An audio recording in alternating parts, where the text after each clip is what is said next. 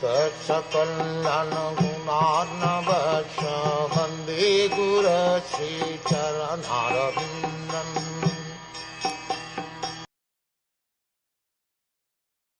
All their hearts were melting for him on the pot of attraction. They looked at him without blinking their eyes, and they moved hither and thither in perplexity. Krishna is naturally attractive for all living beings because he is the chief eternal amongst all eternals. He alone is the maintainer of the many eternals.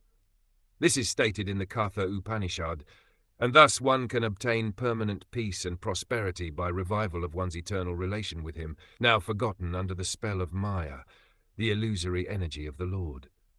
Once this relation is slightly revived, the conditioned soul at once becomes freed from the illusion of material energy and becomes mad after the association of the Lord. This association is made possible not only by personal contact with the Lord, but also by association with his name, fame, form, and quality. Srimad Bhagwatam trains the conditioned soul to this stage of perfection by submissive hearing from the pure devotee.